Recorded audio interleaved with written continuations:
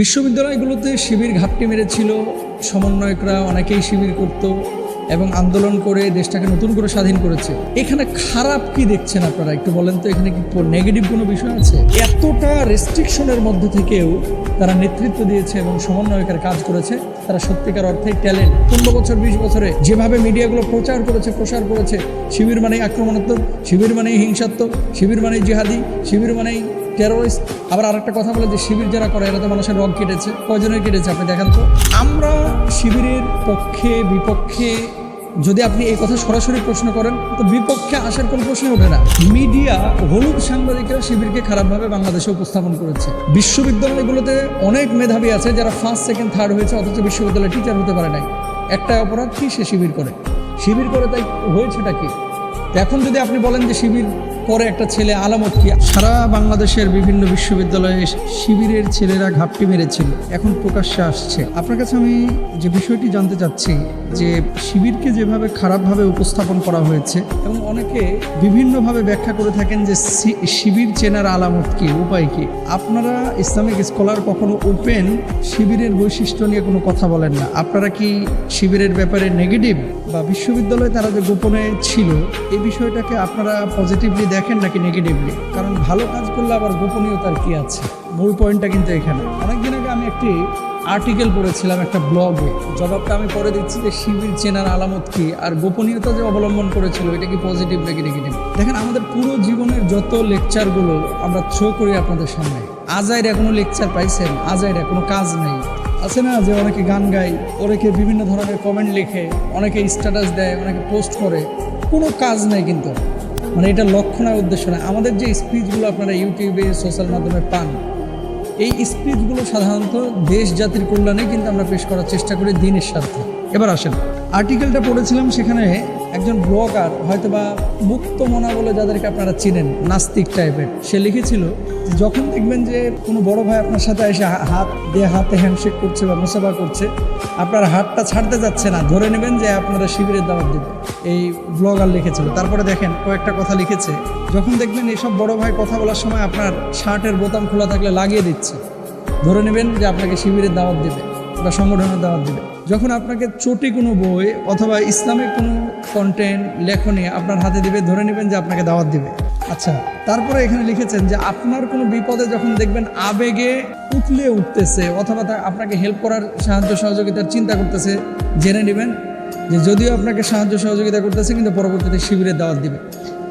এই নাস্তিক মুক্তমনা মানে স্টুপিড এই কথাগুলো তার একটা ব্লগে লিখেছিল। আমি এই কথাগুলো বলার জন্য আপনাদেরকে আজকে আলোচনা করছি না বা প্রশ্নের জবাব দিচ্ছি না। আমি যে কথাটা বলতে চাচ্ছি, বিশ্ববিদ্যালয়গুলোতে শিবির ঘাপটি মেরেছিল, সমন্বয়করা অনেকেই শিবির করত এবং আন্দোলন করে দেশটাকে নতুন করে স্বাধীন করেছে।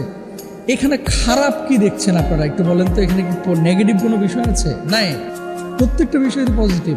আচ্ছা, মিডিয়া হলুদ সাংবাদিকরা শিবিরকে খারাপভাবে বাংলাদেশে উপস্থাপন করেছে। আপনি দেখবেন যে এলাকার মধ্যে সবচাইতে সভ্য, নম্র, ভদ্র যেই ছেলেটা মেধাবী, পড়াশোনা করে, মেয়েদের কোনো আজেবাজে নেশা নাই, তারপরে গাঁজা মদের কোনো নেশা নাই, সিগারেট স্মোকের কোনো নেশা নাই, সেই ছেলেটাকে দেখবেন সে শিবির করে। যেই ছেলেটা টাকনোর উপরে কাপড় পরে সেই ছেলেটা দেখবেন শিবির করে। যেই ছেলেটা দেখবেন পরোপকারী, বন্যা, তারপরে বিভিন্ন ধরনের ঝড় দুর্যোগ, এ সমস্ত সময় যে ছেলেটা সবার আগে এগিয়ে আসে সেই ছেলেটা শিবির করে। আচ্ছা, বিশ্ববিদ্যালয়ে যে ছেলেটা মেধাবী, পড়াশোনায় ভালো, এর মধ্যে দেখবেন 50% ছেলে, এর চেয়ে তো বেশি হতে পারে, তারা শিবির করে। আসলে আমরা শিবিরের পক্ষে বিপক্ষে যদি আপনি এই কথা সরাসরি প্রশ্ন করেন তো বিপক্ষে আসার কোনো প্রশ্নই ওঠে না। এখন যারা স্বৈরাচার তারা খারাপ বললে তাদের দৃষ্টিতে তো তারা স্বৈরাচারের আচরণ যারা করে তারা হচ্ছে আল্লাহর ওলি, আর স্বৈরাচারদের চোখে যারা আল্লাহর ওলি তারা আল্লাহর ওলিদের চোখে আল্লাহর দুশমন। এটা হচ্ছে বাস্তবতা। কারণ কি, নাস্তিক নাস্তিককে চিনে, মুরতাদকে চিনে, আর ভালো মানুষ ভালো মানুষকে চিনে। বিশ্ববিদ্যালয়গুলোতে অনেক মেধাবী আছে যারা ফার্স্ট সেকেন্ড থার্ড হয়েছে, অথচ বিশ্ববিদ্যালয়ে টিচার হতে পারে নাই। একটা অপরাধ কি, সে শিবির করে। আচ্ছা, শিবির করে তাই কি হয়েছে? শিবির করে তাই হয়েছেটা কি?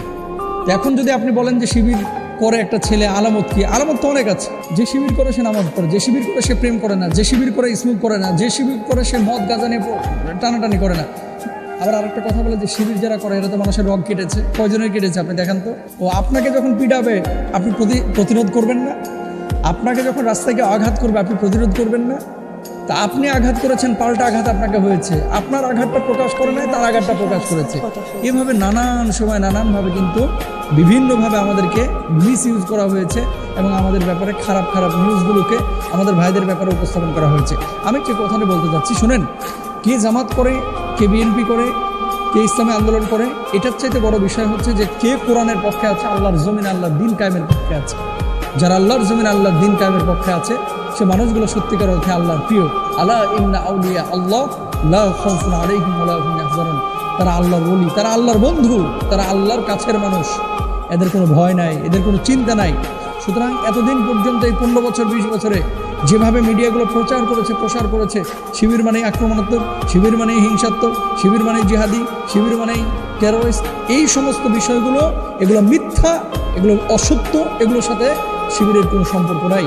তবে যে মেধাবী ছেলেটি বিশ্ববিদ্যালয়ে এতটা রেস্ট্রিকশনের মধ্য থেকেও তারা নেতৃত্ব দিয়েছে এবং সমন্বয়কের কাজ করেছে, তারা সত্যিকার অর্থেই ট্যালেন্ট, এবং বাংলাদেশের গোয়েন্দা সংস্থায় এদেরকে বড় বড় চাকরি দেওয়া উচিত।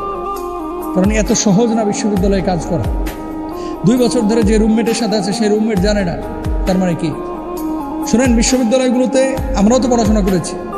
যখনই দেখা যায় যে হুট করে একটা ছেলের পরিবর্তন হয়েছে, টাকনোর উপর কাপড় পরা শুরু করেছে, বাঁকা চোখে কিছু ছাত্ররা তাকায় থাকে যে কিরে কি জামাতে যোগ দিয়েছে কিনা, কিরে কি হিজবুত তাহরিরে যোগ দিয়েছে কিনা, কিরে হেফাজতে ইসলামে সে যোগ দিয়েছে কিনা। তো শুনেন, দাড়ি রাখার কারণে কেউ যদি কাউকে বলে যে শিবির, পাঞ্জাবি পরার কারণে কেউ যদি কাউকে বলে শিবির, টাকনোর উপরে কাপড় পরার কারণে কেউ যদি কাউকে বলে শিবির, তাহলে 1000বার আমরা শিবির হতে রাজি আছি, কিন্তু স্বৈরাচারদের সহযোগী হতে আমরা রাজি নাই। প্রিয় ভাইরা আমার, যেখান থেকে কথাটা বলার উদ্দেশ্য, পক্ষে না বিপক্ষে, অবশ্যই আমরা ভালোর পক্ষে, সত্যের পক্ষে, আমরা মিথ্যার বিপক্ষে, স্বৈরাচারদের বিপক্ষে, যারা অসত্যের পক্ষে আছে আমরা তাদের বিপক্ষে। শিবির একজন যুবককে সোনালী যুবকে পরিণত করে। অন্যান্য ছাত্র সংগঠন বাংলাদেশে যত আছে, বিশেষ করে ইসলামের সাথে যারা জড়িত, আমি অবশ্যই বলবো, আপনি যদি বারবার বলতে বলেন বারবারই বলবো, যারা কোরআনের টাচে আছে, যারা হাদিসের টাচে আছে, যাদের টাইমগুলো আল্লাহকে সঁপে দিয়েছে, যাদের জবাবদিহিতা আছে, আপনি বলেন অন্যান্য দলগুলোতে কয়জনকে দাওয়াত দিয়েছে, কয় ওয়াক্ত নামাজ পড়েছে, কয়দিন কোরআন পড়েছে, কয়টা হাদিস পড়েছে, মাসিক কোনো রিপোর্টের ব্যবস্থা আছে? নাই, কিন্তু এইসব ক্ষেত্রে আছে। সুতরাং যে ভালো তাকে বলতে হবে। হ্যাঁ, সমস্ত শিবিরের ছেলেরা যে একেবারে আল্লাহর ওলি আমি সেটা বলতেছি না, সমস্ত ইসলামী আন্দোলনের কর্মীরা যে আল্লাহর ওলি আমি সেটা বলতেছি না। ভালো মন্দ আসবে, কিন্তু কখনো দেখেছেন শিবিরের কোনো ছেলেকে চাঁদাবাজি করতে? যদি করে তাহলে ওই জুতা চোরের মতো, সে যে মসজিদে মুসল্লি হয়ে ঢুকেছে, মূলত সে জুতা চোর, মুসল্লির ভান ধরেছে।